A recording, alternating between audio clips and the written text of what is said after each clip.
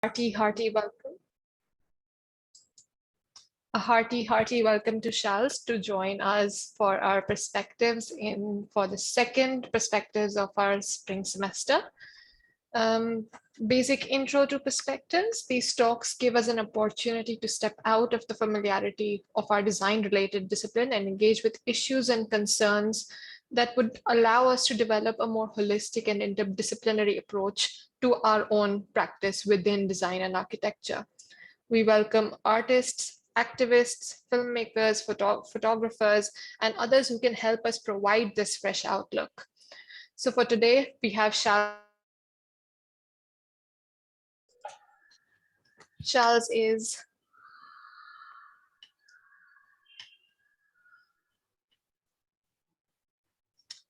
is a writer, activist, layabout, part feline, somewhat human, genderqueer, queer feminist, fellow who lives in Bombay, but mainly in their head. Yep, that's me. They write poetry and fiction and have published a few fiction books for children. Timmi in Tangles, Timmi and Rizu, A Big Day for the Little Wheels, The Mighty Little Hunter, and Reva and Prisha. They've also co-authored No Outlaws in the Gender Galaxy. They do some fantastic work related to gender and queer feminism and activism, and have provided a fresh outlook in children's literature as well. So without any other further delays, I'll pass over the mic to Shals now. Thank you, Kenny, and thank you, Diana and gang, for inviting me to Perspectives.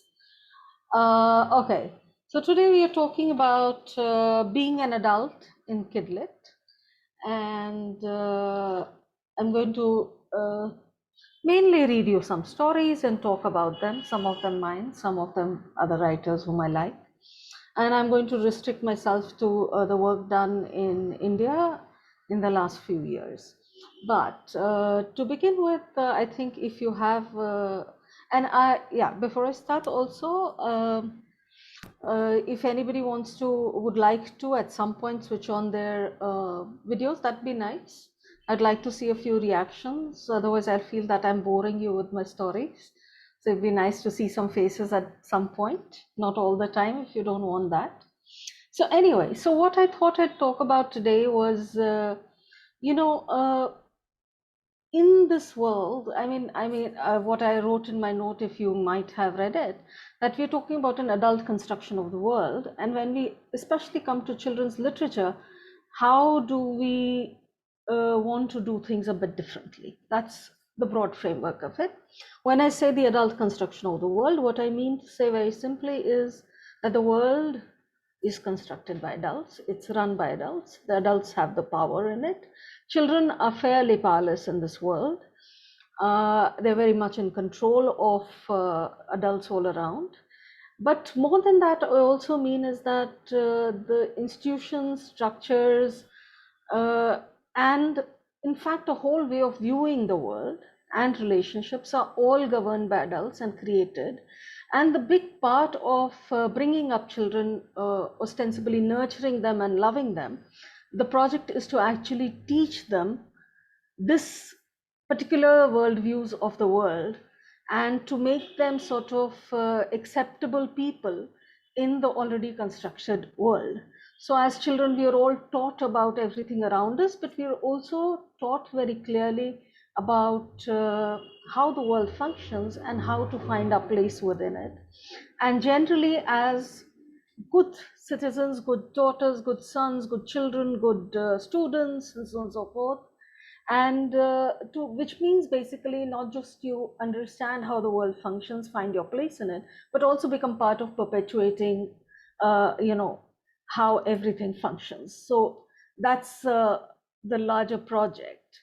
And in some ways, I think, all of you as young adults, who are sort of figuring out your space in the adult world, I'm sure you have many questions about how this world is constructed, whether it is right, it's wrong, what about it works, what about it doesn't work. And similarly, I think those of us who sort of are more legitimately adults, but are sort of muddling through adulthood, as it were, and I definitely say I'm muddling through it, a bit with more power and more control over things around. we are also trying to fight, and some of us do see that the way the world is constructed, there's a lot of it flawed with it, right? So I'm talking of structures of power, I'm talking of hierarchies, I'm talking of social structures, I'm talking about religion, I'm talking about families, I'm talking about institutions, I'm talking about everything. So then many of us are trying to fight as adults to a more just, a more equal world, a world where fewer people are marginalized, a world where the voices of people who are marginalized are brought more to center, right? So I'm not going to go into that today in terms of, philosophizing about it, because I'm sure all of you understand this broad framework, but I'm going to look at how this is possible in children's literature and how this is being done in children's literature. So the thing to talk about is that larger children's literature, and all children's literature, also is controlled by adults. It's an industry. It's part of the capitalist setup. So of course you have adults in control of publishing, adults who decide what to publish, how does it get distributed, and you have adults who make the choice of what to buy, because the buying part is also with parents, with schools, and so they decide that. So somewhere in all of this, there are some of us trying to create books which actually challenge the worldviews that exist, right? Of course, we are part of the adult and children hierarchy. Clearly, I'm an adult and I am writing books for children, and so are the people like me, but we hope that we are doing a more self-reflexive job of it. So in children's literature also, you have a lot of, like in life you have mainstream thought, you also have mainstream thought. You have, if you walk into a bookstore, especially if you walk into a regular bookstore, which is mainly an adult bookstore with a small section for children's books, you will find a whole lot of books by foreign authors. You will find a lot of white authors there, white American or white British authors. If you came from a few generations ago, you'd find Enid Blyton. Today, you'd find Goosebumps, you'd find Wimpy Kid, but you'd find shelves and shelves full of that. Then you will find some Indian books. And what will you find in Indian books? You'll find folk tales, you'll find tales from Mahabharata, tales from Ramayana, you'll find religious tales like that. Then after that, you will find a shelf of probably Sudha Murthy and Ruskin Bond and Devdutt Patnaik. And then if you're very lucky, you will find a small shelf where many of us are squished in. But what I want to talk to you today about is what all of us who may be squished into those shelves. And luckily, when you go online, and I'm not talking about only Amazon and Flipkart and the big sort of online sellers, but I'm talking about that in the pandemic, a lot of bookstores have gone online. So luckily, when you go online, and I would suggest when you buy your books to look at the smaller bookstores which are online and find books there. They don't have these shelves, right? So they have a lot of different kinds of books. So I'm going to look at some of these books and see what they are doing and how are they talking about this constructed world differently, also about relationality differently, and what are the issues, what are the stories that are being told beyond the most visible stories that we see on the shelves. So I'm going to start with talking very briefly about my first published book, Timmi and Tangles. And this was the book, and this came out in 2015, I think, or no, 14, something like that. Anyway, so the book is about a young girl, Timmi, who lives with her mom, who works somewhere, and she's writes a lot. And then she also lives with Kamal Maushi, who takes care of the household. And these three form a family. But Timmi also has two friends. And like me, Timmi likes to live in her head. And these two friends of her are, whom she talks to often. But anyway, the first story is called The Golden Turban. And this is where Kamal Maushi told Timmi a story of Raja from Mirpur. And then that night, Timmi dreamt of the Raja. Of course, in her dream, the Raja ate a lot of cherries and got a red mouth. So when the next morning she goes for a bath and her mum puts a yellow towel around her head like a turban, she suddenly looks at herself and decides that I'm the Raja. So I clearly don't need to go to school. And then there is a conflict where the mother's like, no, no, you have to go to school. You can't be a silly Raja. But Timmy is very clear that Rajas don't go to school. They stay at home and they eat, and that's what they do. I mean, they eat idlis, wafers, fruit. And so when the mom insists, Timmy decides, this is not my mother. This must be a bad witch. And so she tells her guards to catch the mother, but meanwhile runs and hides under the bed, which she thinks of as her bed fort.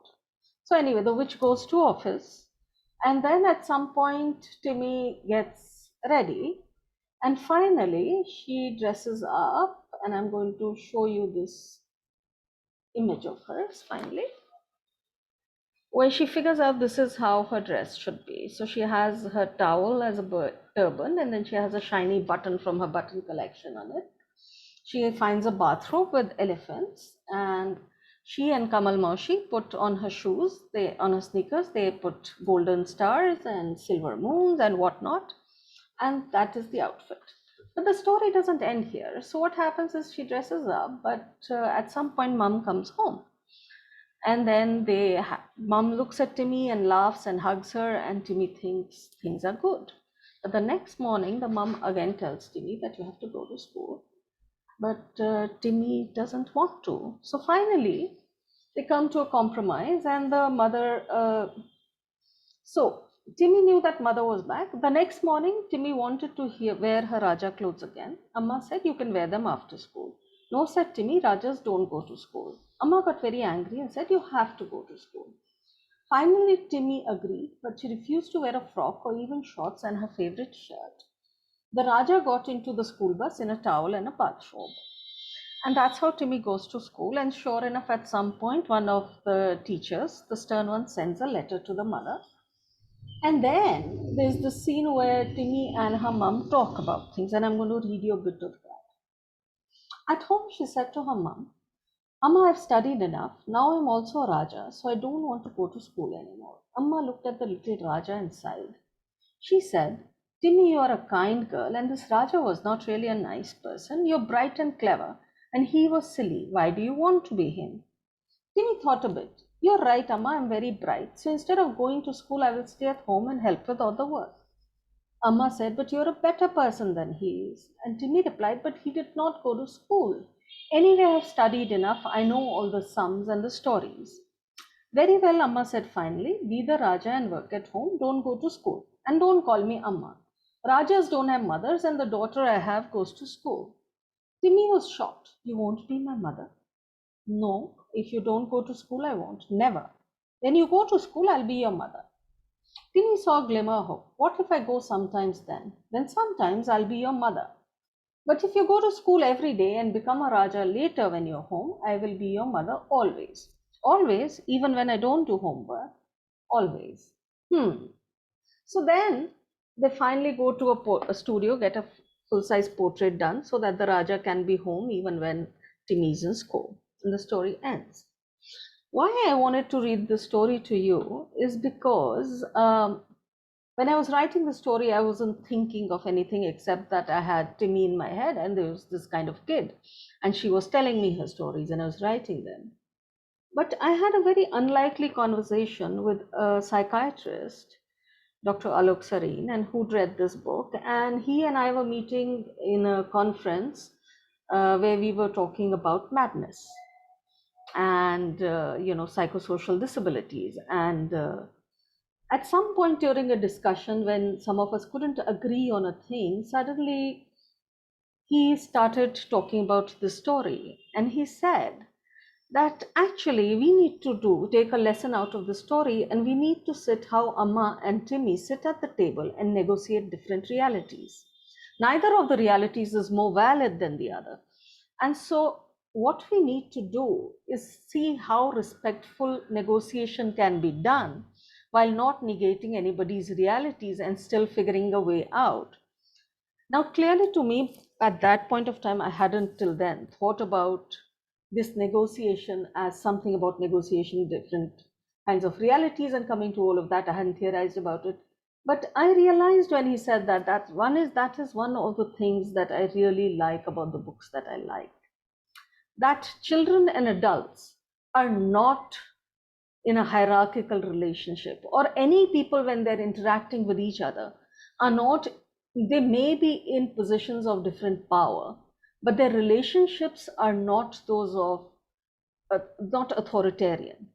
They're around negotiation, and that you will find is a surprisingly not very acceptable worldview when we talk about adults and children, but also when we talk about adults and adults, because we are continuously looking at people in relationships of hierarchy. So how does that sort of shift and come into this? So I'm going to read you another book by a very favorite book of mine called Gutli and Wings. And I want you to, I read this book because I'll again not read the whole thing. I can read you a few passages because we are going to run out of time.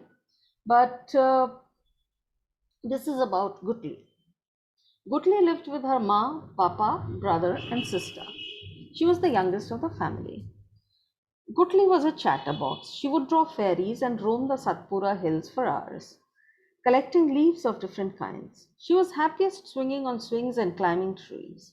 She had a cycle, she rode everywhere, so Gutli is a young kid. At home, she was everyone's favorite. And when her mother called her Son Chiriya, her golden bird, she would turn red as a pomegranate. So then there was Diwali, and Gutli was making rangoli with her sister, and new clothes came for everyone. But, and here's the problem, Gutli was not happy with her clothes. She liked the light, frilly frock that her sister had been given. Quietly, she wore it and went out to show everyone. Why are you wearing my new frock? Her sister screamed. Her brother burst out laughing, and Papa looked at her with angry eyes. Gutli's eyes filled up. Ma took her inside and hugged her. Then gently she said, Son, you are a boy.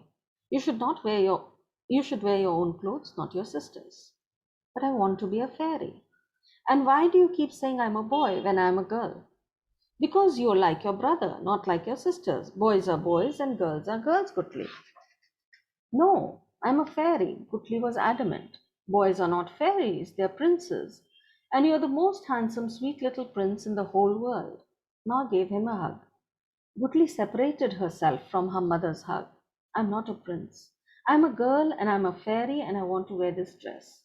Ma's voice was angry now. Don't be stubborn, you're a boy. Now go and change out of your frock, she said and went out. After this, Gutli grew very quiet and began to stay by herself. She would talk only to the trees and leaves among which she roamed, and to a few little chickens that she was friends with. The sound of her chatter vanished from the house. On one such quiet day, when Gutli returned home after walking in the hills, her mother called her and gave her a packet.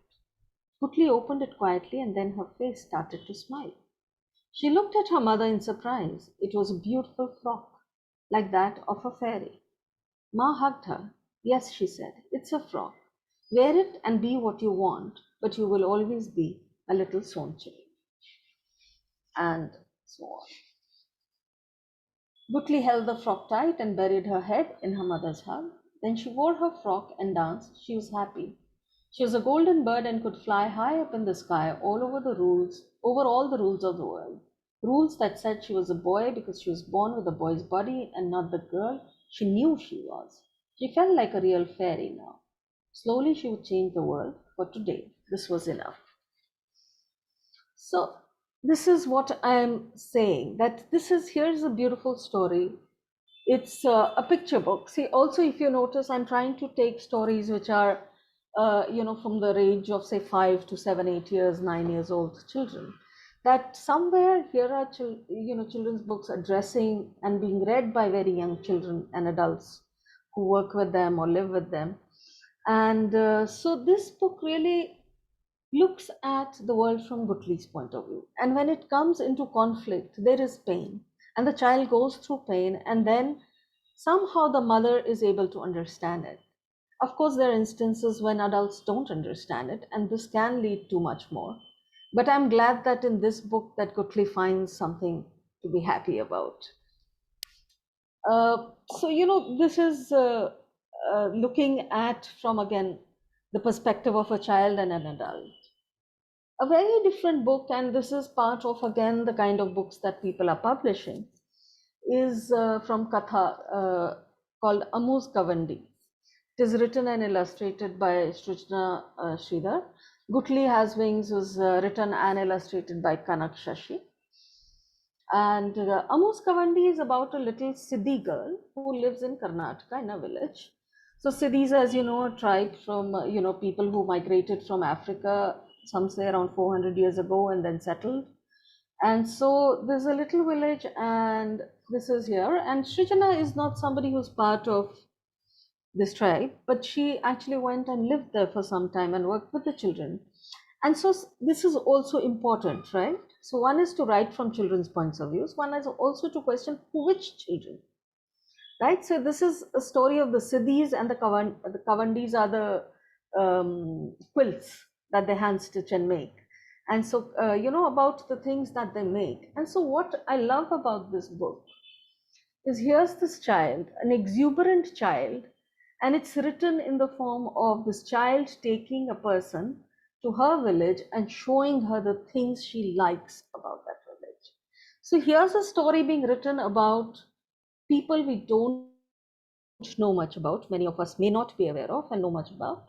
But how do you write this book? Instead of a person from the outside going in, you try to see what is it that a child feels pride in and shows. And so Amu is very happy to show the village, her, friends, her mom, the beautiful work her mom does, her house, and her kavandi. So this is a book around that. And I think this is another important thing that a lot of storytellers and a lot of publishing houses, especially the independent ones, but also a few people in larger publishing houses. So whether it is Katha, Tulika, Pratham books, whether it is Eklavya books or Ektara books, they're all trying to publish books which talk about different realities. So we don't just have upper middle class, upper class, stories of urban people, but we also have stories of communities that you don't read about so much. You have different kinds of stories, and because they also give everybody, it's not just about representation, but it also gives everybody a different view of the world, which is so crucial, and which what I was connecting to earlier, because we are given such a structured view of the world, it's very crucial that as children also we get exposed to different views of the world. In this context, I want to talk about a very small publishing house run by Ruby Hembrom, who's a Santal, and it's called Adivani, and they publish books of Adivasi stories. And what's very fabulous is they're also doing it in English so that they have a wider reach. So they have books like this, We Come from the Geese, which tells the creation stories from the Santals. Now that's a crucial thing to tell, right? Because as I said, we have shelves upon shelves of Ramayans and Mahabharats and, stories from all sorts of Hindu mythology. It's very nice to have a different creation story, which maybe has a different point of view. Similarly, for history, to have a book like this Bom Hul, which tells about an Adivasi uprising in 1855, which many of us may not be aware of. So this, I think, telling histories, telling creation myths, telling stories, and in the voices of the people where they come from, that is very crucial. So you have very small but very crucial publications being done on that. On a similar note, but again a slightly different note, I want to talk about three other books, and these are all representatives. There are many more books. I hope that all of you will look at some of these books. There are three books that I want to talk about, which look at a different kinds of marginalizations and concerns, which we think are difficult to talk about to young children. But I think they're important because I think part of the hierarchy of things is that we think children won't understand things, but of course they do. I mean, look back into your own childhoods and that how much we always understood more than the adults thought that we would. So here is one book called Jamlo Walks, written by Samina Mishra and illustrated by Tariq Aziz. It's by Puffin Books. This is a fabulous, fabulous book which talks about the pandemic and looks at Jamlo, this young child who works as a 12-year-old Jamlo Magdam was one such migrant worker. She belonged to the Muria community of Adivasis in Bastar. She'd gone to work in the chili fields of Telangana with a group from her village. Children harvest chilies in the field to provide additional livelihood for their families, and they take home either money or sackfuls of chilies. So Jamlo went to work sometime in February, but then the lockdown stopped work in March. They were told to return, and so the group, Jamlo and her group, started walking on April 16. They had to walk around 200 kilometers, and more than around 3/4 of the way through, Jamlo collapsed. She couldn't make it back to her house. And this is a story which looks at, all of us have been aware of the migrants walking, right? And the horrible visuals of the pandemic. And at the same time, some of us were at home, like some of the other protagonists in this book are, who are comfortable in their home. And there was also children. So you look at this pandemic from the point of view of 3, 4 children. The main story is that of Jamlo, who's walking, and how she sees it, and how these other kids see it, and how their lives get affected. And I think what this book does is bring so powerfully this impact of the pandemic about not just the realities of, I mean, if there's a child reading it who was stuck at home and was doing classes on the computer, maybe they would imagine that there were other people, other children, young people who were affected very differently. But at the same time, it highlights the story, and it's a very difficult story. I mean, this is, if I can say, the last, one of the last panels. If you see, here's a chappal, in the way. And that's all we see of Jamlo after a point where she goes off to sleep, and that's what we see finally. And we see that her parents are waiting. I don't know if you can see it. Can you? Yes. Okay. So then, and they keep on waiting, and you have these images. I think these are fantastic, beautiful works where people can, talk about these issues, and we need to, in more sort of connected ways. Similarly, here's another book called That Night by Bijal.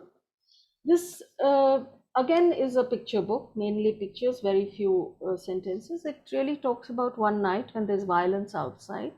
There's a family of a mother, a child, and a father, and there's a crowd of people who come outside and they knock on the door and keep knocking till finally the mother and the father decide that the father has to go out.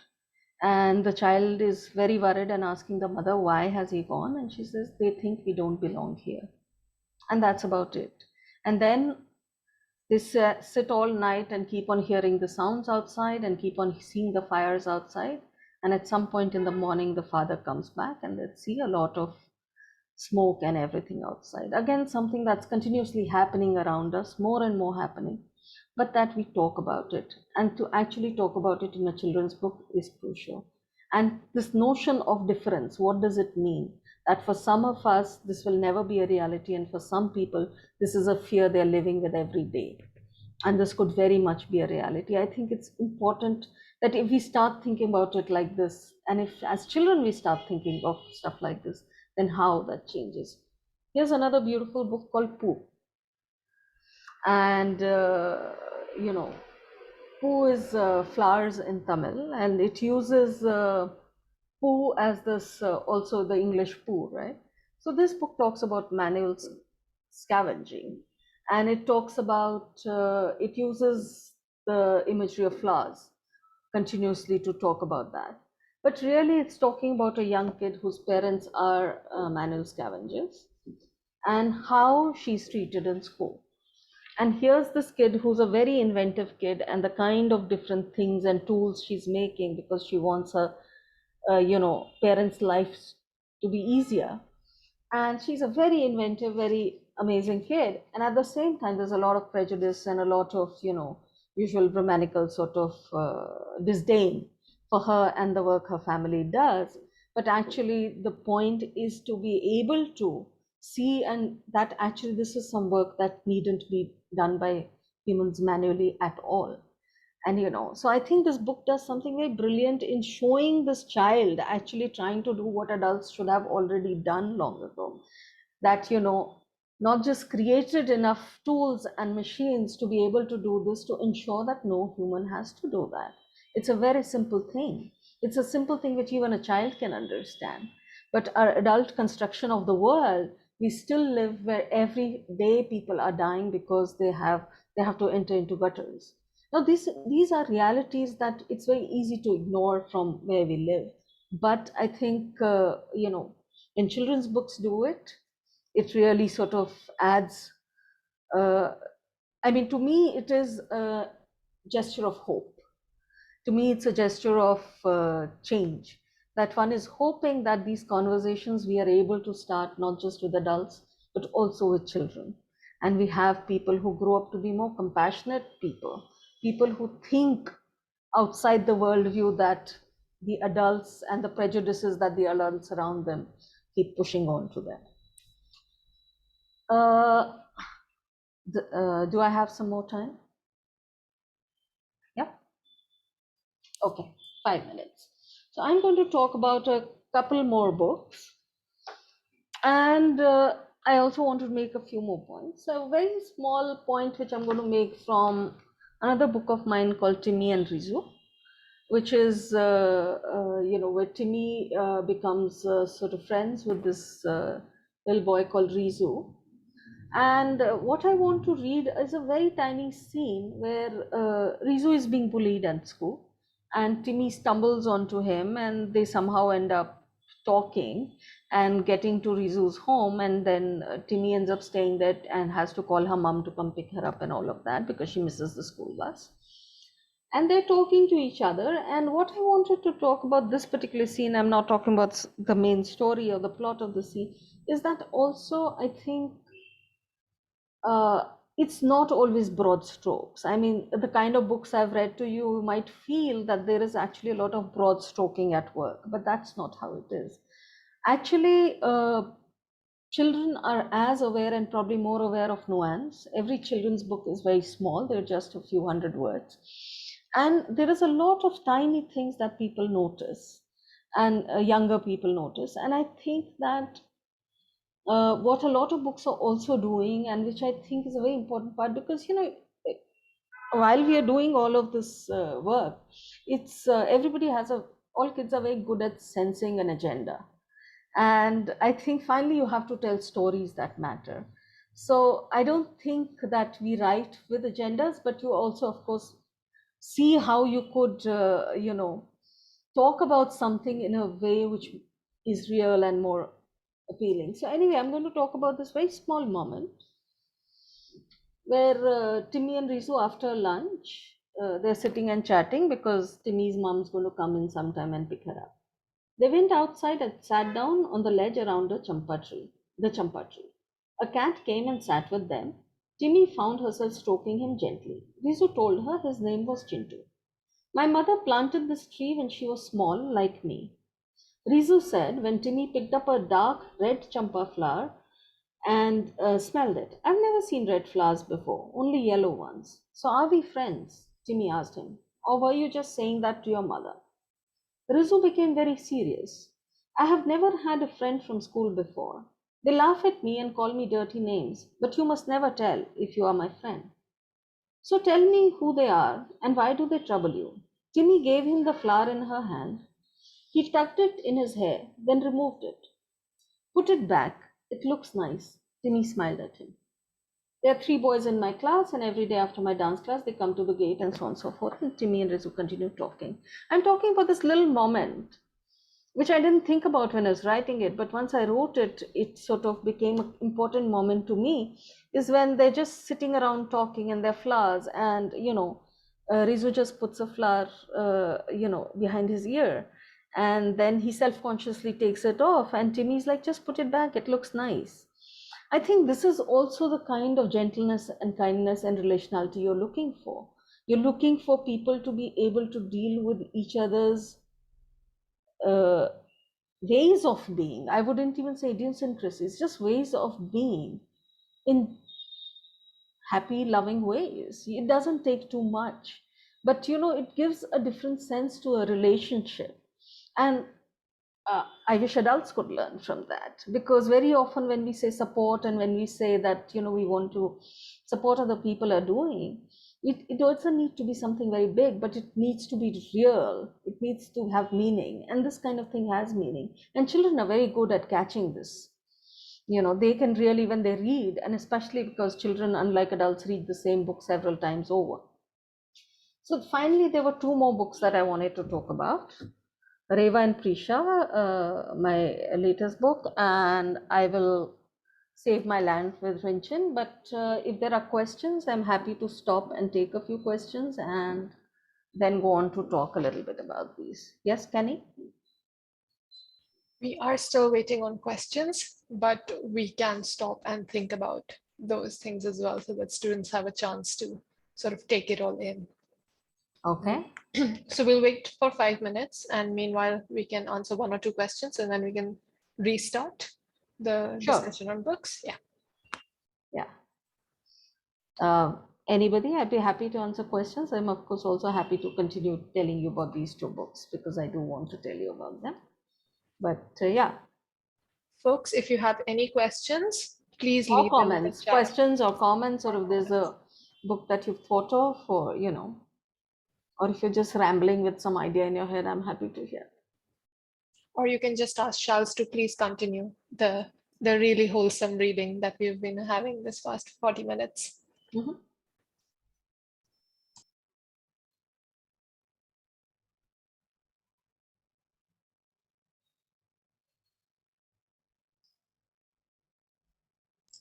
Okay, we have one on private chat.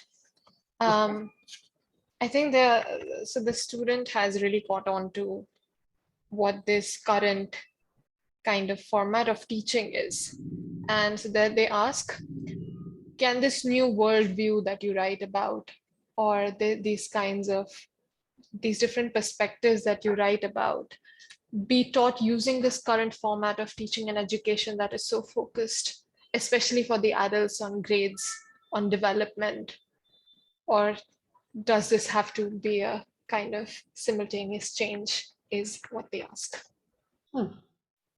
Interesting question. And I think that the educationists here are probably much more, equipped to answer it. But I think that, there are always gaps to put things in. And I think that we cannot keep on waiting for things to change to sort of introduce these books in. And which is why, and since there are a lot of these books being published, I think we have to figure out ways of putting this. Whether this worldview will actually be pushed in, no, because most schools, colleges, institutions are very committed, like homes and families, to making good citizens, good responsible people who will sort of behave in and become like everybody else.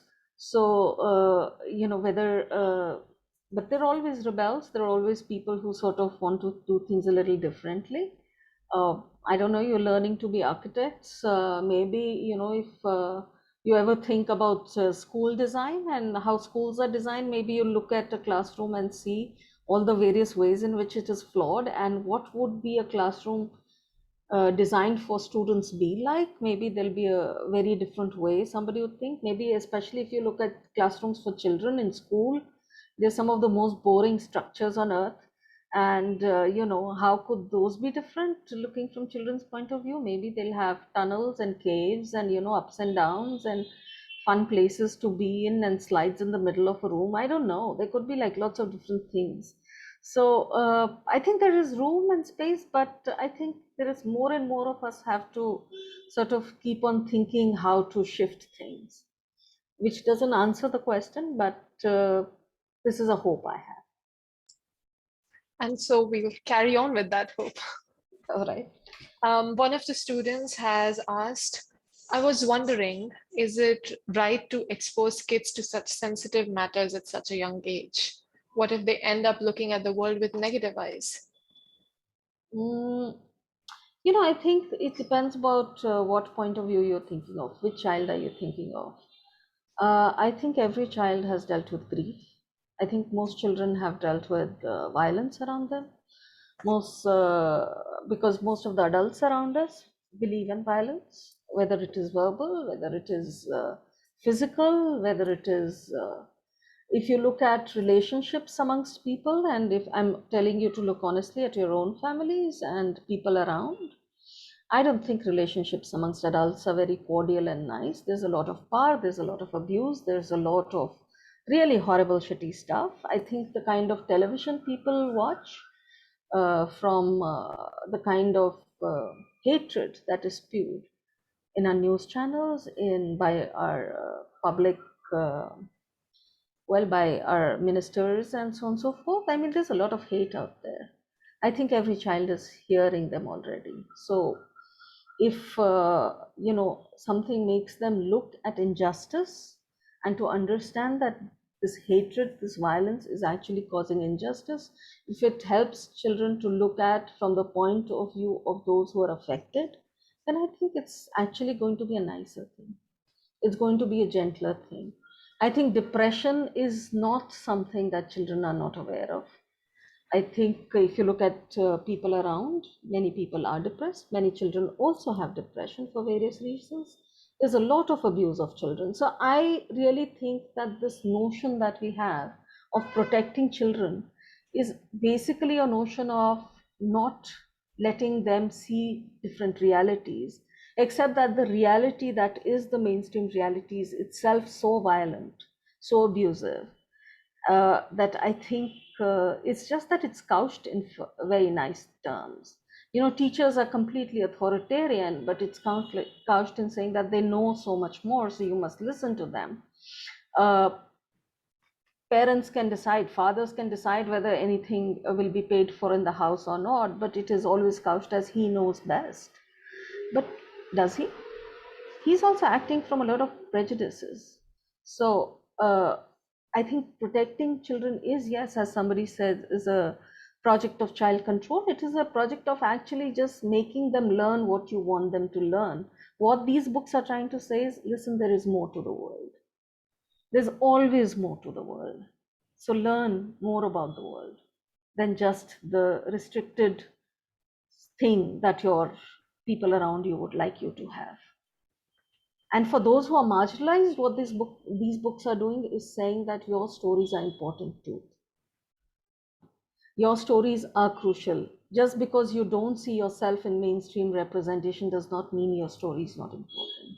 Why is Jhund such a fabulous film? Because it is also a story of experience. It is not a story of saying, okay, XY, people are marginalized because of caste. No, it's saying this is the power people have, and this is the reality, this is their life, but it's also focusing on their experience. And so it's always wonderful to see yourself represented as well.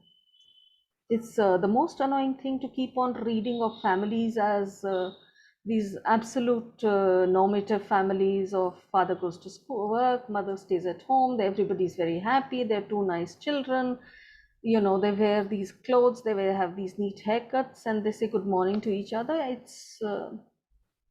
It's not a reality most children live with. I think one of the students has wanted to respond to this and has added a comment that if we look at uh, children's rhymes in the olden times, they'd always been used as ways to transform or to transfer political statements and political opinions from one to the other. And they were extremely violent. If we look at, they've given specific examples of Georgie Porgy Mm. or Jack and Jill, which was Mm. about the French Revolution and beheadings. So I think that's just what they want to bring up as a response Mhm. to the previous one.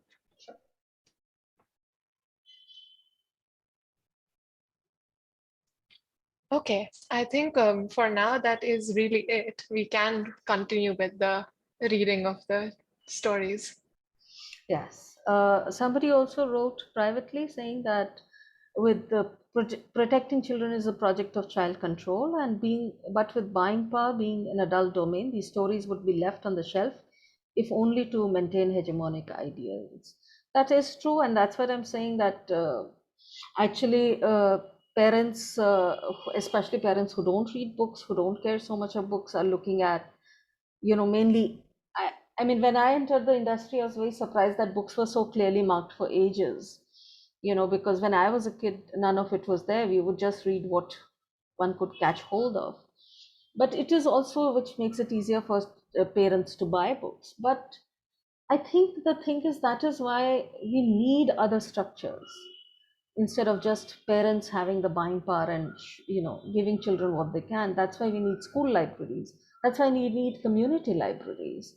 We need books to be accessible, and buying power is very limited. I think that's why a whole thing of neighborhood libraries, community libraries, and school libraries, libraries that let children come and read, those spaces are very crucial. And that's another part of the conversation that a lot of people in KidLit are having, and a lot of efforts are being done to see that, people read all these different books, or at least they're available in different community libraries, so people who don't have buying power, they can just come and sit there and read books, or take books and go home and read them.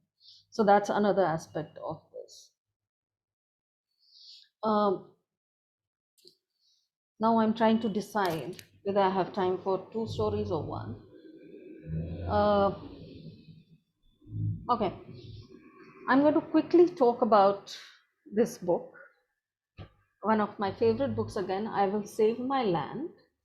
It's a story about an Adivasi young girl who lives in a small village, who goes to school. And if you see her here, she's, standing very firmly guarding her land. And the story is actually a very lovely story. It's about this. I can't read you all of it, but I would urge you to buy it and read it, or, share copies. That here's this girl who loves the land. Her father tills the land, her grandmother tills the land, and she keeps on wanting to work in the land as well once she comes back from school. And her father's like, don't do this, it's my land. And the grandmother gets very angry. So what we learn through the story is that the grandmother was the only child of her parents, and so when they died, the land was hers, and there was a lot of conversation in the community whether she as a woman could own that land. And the grandmother fought and fought, and then she owned that land.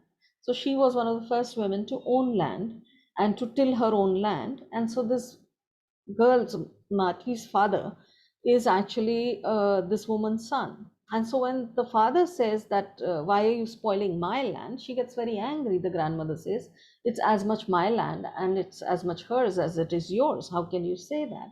So they give the child a small piece of land, a few feet by a few feet, to say, okay, this is yours, you till it.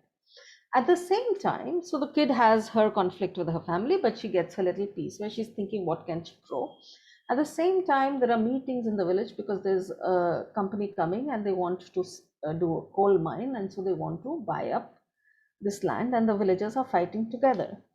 And so the I Will Save My Land comes from the child also listening to these discussions and becoming very worried. So the family one day gets up in the morning to find the child missing. It's a very common trope in children's stories, right? The child runs away and the family gets up to, like, where's the kid? So finally they find that the kid is sleeping with her, fauda that she tills the land with, in her hand, tightly clutched to her, next to her little few feet of land, because she's like, I'm going to save mine as well. So it's a very beautiful story, because somewhere, and it's told beautifully. If you read it, it's gorgeous to read. But what it does is, look at this whole thing of when the community is threatened. So you have your child's sort of fights vis-a-vis the family, but also the whole community together, coming together to fight a different entity, and how the child is negotiating all these realities, and how the child actually understands these different realities and knows there's a larger fight. There's my fight for my land, but there's also then a fight which I have together with my family and my community against this, and that sort of is a larger fight.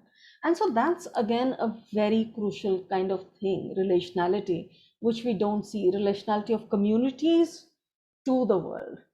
And that's something that children's books can bring, which you would imagine that, is missing from a lot of the urban books that we read or commonly read.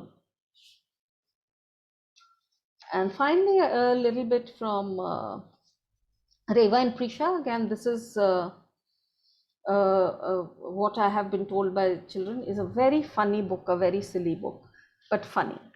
And so this is a bunch of stories about two children, twins, Reva and Prisha, who and their mothers, Runu and Preetham, and this family called the Sahils. And it's basically a lot of dailiness about how these children and family live. So if people have questions, I'd be actually happier to take questions. But if you don't have questions and comments, I will read you a story. But and you can read the book, later at some point. So yes, questions? We do have a comment. Yes. Someone actually realized when you were reading one of your stories that that you had first written it from the child's perspective, and then we suddenly realized that they're perceived as a boy, and they were really intrigued by that perspective shift. So, would you like to comment on that? Absolutely. So what happens in Gutli and what happens in a lot of other books is also that Gutli is very certain that she's a girl. So as far as we are concerned as the reader, we see the world from her point of view. So when the parents react or anybody else reacts and they say you're a boy, it is intrusive. It's violent in a way because that's not how Gutli sees herself. Gutli knows very clearly that she's a girl, but the world is seeing her differently. They're not seeing her as she sees herself. And so that dissonance is there. And I think it's a very good way of showing the dissonance in the writing itself. Because, and I think this is the sensitivity that you need in writing. If you don't have somebody who understands gender and who doesn't see what it means, you'd say that Gutli thought of herself as a girl. That's a very different thing to say from saying Gutli knows she's a girl, right? So when Gutli is being talked about, it's continuously the pronouns are used. So this is, I think, the difference also, and this is, I think, something people have to be very careful about, and which we see in a lot of writing, which tries to be inclusive but isn't, is that you're talking about the other, and then it shows in your writing how you're trying to talk about the other. So I definitely don't tell people that just because you have to be inclusive means that you appropriate other people's stories and write. You write from what you know, but you try to know more. You try to learn more. You try to develop a sensitivity. You need more voices in, but you yourself also, as you learn, try to see that how it translates into actual work as well. So yes, that's a very wonderful observation, and it's important. And I think Gutli does it very well. And I can tell you books who do this terribly, and but they are clearly not the ones that I have here with me. I think that's the last question and comment for today. People, if you have any more, please leave them in the chat before we bid goodbye to Shals for today.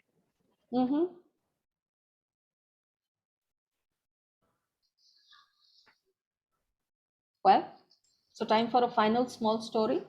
I think so, yes. Yep. Okay. So we've talked about all this very silly, serious stuff, and also I want to read you the very first story of this book, which sets the tone for the rest of the book. And I will let you read all the other stories by yourself. But this is called Caterpillar. So just to introduce you to this world, which is again a world that I imagine, and a lot of the things about the writing that I've been talking about, I think you can see them happening. The caterpillar had a green mooch and she wanted my book to eat. Reva had just woken up from her nap and was a bit upset. When I said no, she said, "A nibble will do." "Is this how you should behave with a book?" Reva got even more upset as she remembered. Why not? Asked Prisha. There is so much book and she's so small. You should have given her a little. How do you know she's small? It was my dream. Prisha removed the blanket that was covering her head. So what? I know the caterpillar. We like to talk. She's very cute and nice and leaves small drops on the leaves, round and shiny. That's her susu, Reva said knowingly. Then she giggled and said, I bet you licked it, and collapsed into laughter. I did not, said Prisha, turning a little red. Inside her head, she was thinking that she'd done exactly that, and many times too. Prisha drank susu, la la la la la la. Prisha drank susu, la la la la la la. Anger forgotten, Reva raced to the living room. Mama and Amma were lounging around reading books and papers. Their feet were on the table in between plates of cookies and peanuts and mugs of coffee. Amma was the first to look up from her book. So you're up. Both of you, I guess. She gave a big sigh and put her book aside. Come here then, she smiled and opened her arms. Come here and tell us the story. Before Reva could take another step, Prisha came rushing in speaking loudly. She's a liar, don't listen to her, and jumped into Amma's lap. She didn't even give her a tiny little bite to the sweet caterpillar. Prisha wanted to get her story heard first. Hey, I'm not a liar. You did drink susu. Amma, she drank the caterpillar's susu, Reva said loudly as she plonked herself firmly in Amma's lap, pushing Prisha to the side. Amma tried to stay up and hold on to both while Mama continued to read her book as if she was not there.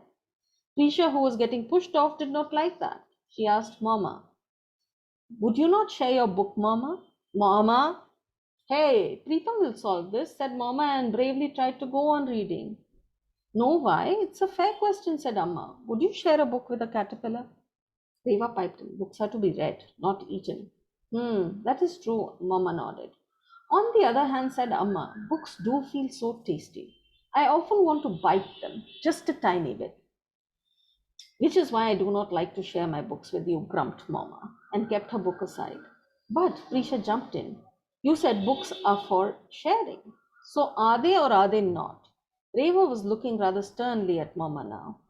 And how about Susu? Is it for drinking? Reva did not want the main thing to be forgotten. Prisha wailed, I did not drink Susu. You're mean. Amma jumped in before the tantrum could unfurl. Well, lots of people drink their own susu, she said. Some once in a while and some every morning. Some people even drink cow's susu. She looked about knowingly. Ew, ew, ew. A chorus of voices shifted to the other side of the couch and 3 pairs of eyes glared at her. Hey, said Amma, I did not say I do this. Though honestly, pee has much less bacteria than most of the things we eat and drink. Unless, of course, someone has an infection. Much to the horror of the other 3, Amma seemed quite ready to go on about this for a while. No, they all shouted together, we do not want to know. We're going to the kitchen to make some snacks, Mama announced, gathering the other 2. You clean up here and make the beds. And from now on, we do not want you to make us any drinks, Prisha said to Amma as they followed Mama inside. And so I'm going to stop right here. Thank you so much for that wholesome, hopeful, and very, very stimulating session, Shals. A hearty thank you for joining us today. And thank you to our Dean, Samir Shah, our program chair, Kat, and the CFP team for their support. Thanks always to Dhruvika and Diana, who figure out the logistics and go around getting people to come here. And with that, thank you folks for joining in. We'll see you tomorrow. Thank you, everyone. Bye-bye.